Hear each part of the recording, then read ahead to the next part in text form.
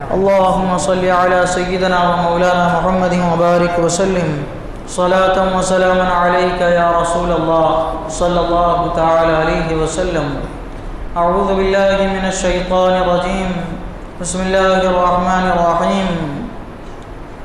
اذ يقول المنافقون والذين في قلوبهم مرض غر هؤلاء دينهم ومن يتوكل على الله فإن الله عزيز حكيم.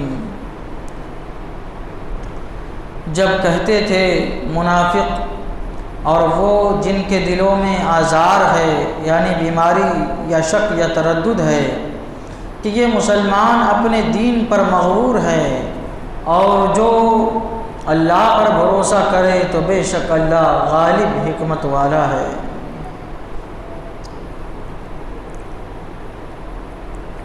جنگ بدر کا واقعہ کیوں رونما ہوا اس کی طرف اشارہ کیا گیا تھا کہ ابو سفیان کا قافلہ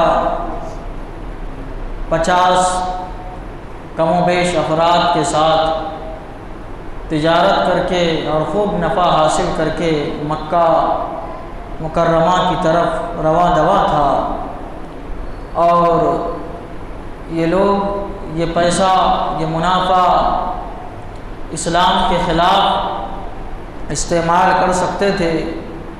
حضور صلی اللہ تعالی علیہ وسلم نے صحابہ کرام کی جماعت کو بتایا، آگاہ فرمایا. صحابہ نے باہم مشورے سے یہ طے کیا کہ چلو جا کر ابو سفیان کے قافلے کو روکتے ہیں. صحابہ کرام کا مقصد جنگ کرنا نہیں تھا، محض ابو سفیان اور ان کے قافلے والوں کو روکنا تھا، مال و اسباب کو اپنے انڈر میں لینا تھا، یہ ان کا مقصد تھا. لیکن چونکہ اللہ تعالیٰ حکمت والا ہے، اس نے اپنی حکمت سے میدان بدر میں ان کو جمع فرمایا اور بدر کا معرکہ ہوا اور اس میں اللہ تعالیٰ نے مسلمانوں کو فتح عطا فرمائی، اسلام کو سربلندی اس کے ذریعے ملی. تو جب یہ مسلمان ابو سفیان کا قافلہ روکنے کے لیے جا رہے تھے تو منافق جو تھے، منافق کسے کہتے ہیں؟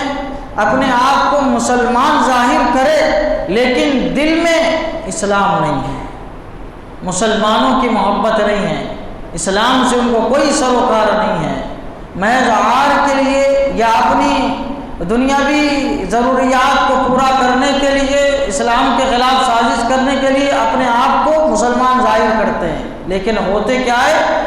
کافروں سے بدتر ہوتے ہیں.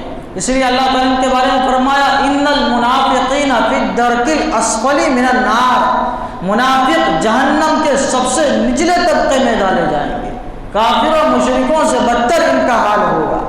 تو یہ جو منافق تھے یہ جنگ میں نہیں گئے، مسلمانوں کے ساتھ نہیں گئے اور یہ مسلمان جو جا رہے تھے ان کے بالکل خلاف تھے. کہتے تھے کہ مسلمان اگر گئے تو یہ کفار و مشرکین ان کے اوپر غالب آ جائیں گے، یہ کیا مان لیں گے، کفار و مشرکین ان کی جانیں لے لیں گے اور ان کو تباہ و برباد کر دیں گے، اسلام کو ختم کر دیں گے، مسلمانوں کو مٹا دیں گے. یہ طرح طرح کی باتیں کرتے تھے. پھر ایک مسئلہ یہ بھی ہے، یہ بھی تھا کہ جب مکہ مکرمہ میں مسلمانوں کو ستایا جانے لگا تو مسلمانوں نے ہجرت کی مدینہ منورہ کی طرف. آخرکار حضور صلی اللہ تعالیٰ علیہ وسلم نے بھی ہجرت فرمائی. لیکن کچھ لوگ تھے مکہ مکرمہ میں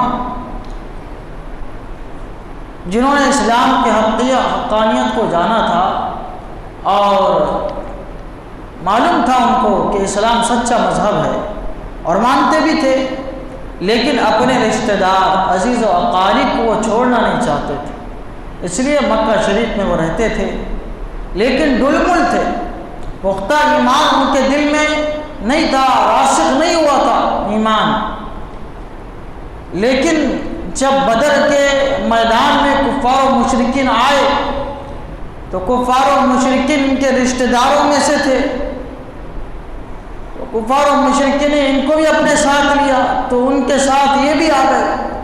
اور جب آئے اور دونوں گروہ جب جو جماعتیں ملی، دو فوجیں جب ملی، تو ان کو مسلمانوں کی فوج بہت کم معلوم ہوئی اور کفار و مشرکین کی فوج بہت زیادہ معلوم ہوئی، تو ان کا ایمان بالکل ختم ہو گیا۔ کہنے لگے مسلمان بے وقوف ہے، یہ سب مٹ جائیں گے، ابھی اسلام سچا مذہب نہیں معلوم ہوتا، یہ سچا مذہب نہیں ہے، یہ سچے تو کفار و مشرکین ہے اور یہ غالب آ جائیں گے ان کے اوپر، فتح و نصرت کفار و مشرکین کو ملے گی۔ بہت سارے لوگ تھے، 10-15 قریب لوگ تھے ایسے، تو جب میدان بدر میں آئے تو جو تھوڑا بہت ایمان ان کے اندر تھا وہ بھی ختم ہو گیا، اور اللہ تبارک و تعالیٰ نے میدان بدر میں ہی ان کو کیفر کردار تک پہنچا دیا، مسلمانوں کے ہاتھوں یہ سارے کے سارے مارے گئے۔ تو اللہ تبارک و تعالیٰ ان دو لوگوں کے متعلق جو ہے ارشاد فرمائے، دو منافقین کے، اللہ تعالیٰ فرماتا ہے جب کہتے تھے منافق اور وہ جن کے دلوں میں آزار ہے، تردد تھا، شک تھا کہ یہ مسلمان اپنے دین پر مغرور ہے، یہ کہہ رہے ہیں کہ ہم کو اللہ پر بھروسہ ہے، اللہ پر ہمارا ایمان ہے، اللہ تبارک و تعالیٰ کامیابی فتح و نصرت عطا فرمانے والا ہے، تعداد پہ ہمیں کوئی بھروسہ نہیں ہے، ہم کو اوزار پہ بھروسہ نہیں ہے، ہتھیار پہ بھروسہ نہیں ہے، ہم کو اللہ تبارک و تعالیٰ کی مدد پہ بھروسہ ہے، اپنے اوپر کوئی ہم کو بھروسہ نہیں ہے۔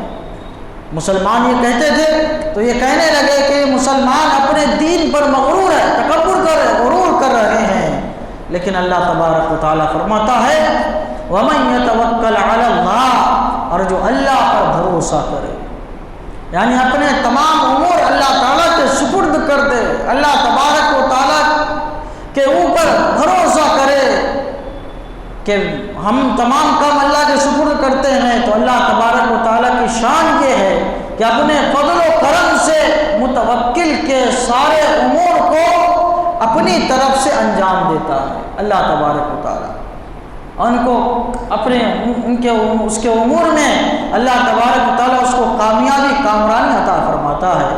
لیکن بھروسہ کیسا ہونا چاہیے؟ کامل بھروسہ ہونا چاہیے۔ اللہ تعالیٰ فرماتا فَإِذَا عَزَمْتَ فَتَوَكَّلْ عَلَى اللَّهِ، جب تو کسی کام کا ارادہ کر تو اللہ تعالیٰ پر بھروسہ کر، ان اللہ یحب المتوکلین، اللہ تبارک و تعالیٰ بھروسہ کرنے والوں کو پسند فرماتا ہے۔ اگر کوئی کام میں غلطی ہو جائے، چوک ہو جائے، ناکامی ہونے والی تھی، لیکن اللہ تعالیٰ پہ بھروسہ کرنے کی برکت یہ ہوتی ہے کہ اللہ تبارک و تعالیٰ اپنے فضل و کرم سے اپنے ذمے میں لے کے اس کے کام کو پورا فرما دیتا ہے۔ وہ جو کمی رہنے والی تھی اللہ تعالیٰ اس کمی کو ختم فرما دیتا ہے، پورا فرما دیتا ہے۔ اس لیے فرماتے ہیں علامہ اقبال انجام اس کے ہاتھ ہے، آغاز کر کے دیکھ، بھیگے ہوئے پروں سے پرواز کر کے دیکھ۔ اللہ تعالیٰ پہ بھروسہ کرو، تو اللہ تعالیٰ پہ کامل بھروسہ کرنا چاہیے۔ تو اللہ تعالیٰ فرماتا ہے جو اللہ پر بھروسہ کرے فَإِنَّ اللَّهَ عَزِيزٌ حَكِيمٌ، تو بے شک اللہ غالب حکمت والا ہے۔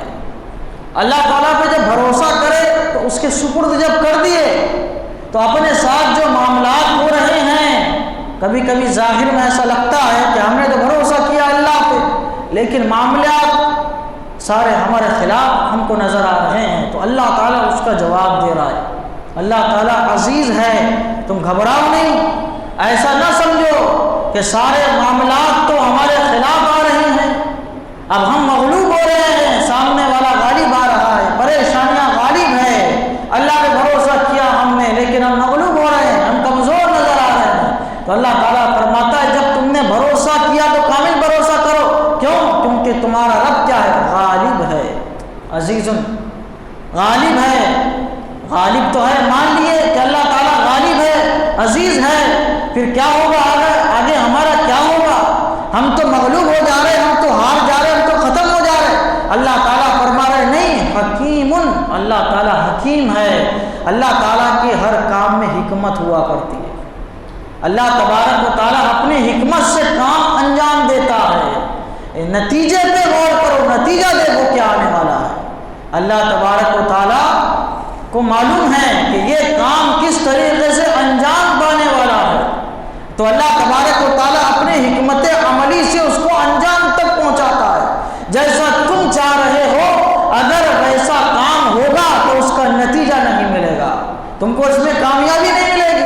اس لیے جب تم نے اللہ کے سپرد کیا تو یقین رکھو کہ اللہ تعالیٰ غالب ہے، کام کو انجام تک پہنچانے والا ہے، اور جو ہمارے ساتھ معاملات ہو رہے ہیں اللہ تعالیٰ کی حکمت سے ہو رہے ہیں۔ جیسا کہ جنگ بدر میں مسلمان قافلہ روکنے کے لیے گئے تھے، ان کے پاس ہتھیار نہیں تھا، ساز و سامان نہیں تھے، گھوڑے بھی نہیں تھے، سواری بھی نہیں تھی، کھانے پینے کا بھی سامان نہیں تھا، لیکن اللہ نے ان کو پہنچایا میدان بدر میں۔ میدان بدر میں پہنچے بھی تو ایسی جگہ پہ کہ جہاں پہ چلنا مشکل ہو رہا تھا، چلنے نہیں آتا تھا، ریتیلی زمین تھی، قدم قدم پہ تکلیف تھی، پھر ایک یہ کہ کھانے کا سامان نہیں، اور اوپر سے یہ کہ پانی بھی ان کے پاس نہیں تھا۔ کفار و مشرکین جہاں پانی کا کنواں تھا، تالاب تھا، کفار و مشرکین وہاں پہ پڑاؤ ڈالے تھے، مسلمان جا بھی نہیں سکتے تھے، تو ظاہری اسباب سب ان کے خلاف تھے۔ تو اللہ تبارک و تعالیٰ فرما رہا ہے عزیز ہے اللہ، غالب ہے اللہ، حکیم بھی ہے اللہ۔ یہ جو تمہارے ساتھ معاملات ہو رہے ظاہری طور پہ تم کمزور نظر آ رہے ہو، اس میں ایک حکمت ہے۔ اللہ تبارک و تعالیٰ نے مسلمانوں کو فتح عطا فرمائی، یہ بتایا، یہ پیغام پہنچا قیامت تک کے مسلمانوں کے لیے کہ اے مسلمانوں ظاہری اسباب پہ بھروسہ نہ کرو، نہ دیکھو، اللہ تبارک و تعالیٰ پہ بھروسہ کرو۔ اللہ تبارک و تعالیٰ جب مدد فرماتا ہے تو پھر چاہے انسان کتنا ہی کمزور کیوں نہ ہو، انسان کو اللہ تبارک و تعالیٰ کامیابی سے ہمکنار کرتا ہے۔ اللہ تعالیٰ کی بارگاہ میں دعا ہے قرآن شریف سیکھنے سمجھنے اور اس کے مطابق ہم سب کو اپنی زندگی گزارنے کی توفیق عطا فرمائے۔ اشہد ان لا الہ الا اللہ واشہد ان محمدا عبدہ ورسولہ وصلی اللہ تعالی علی سیدنا محمد وعلی آلہ وصحبہ اجمعین برحمتک یا ارحم۔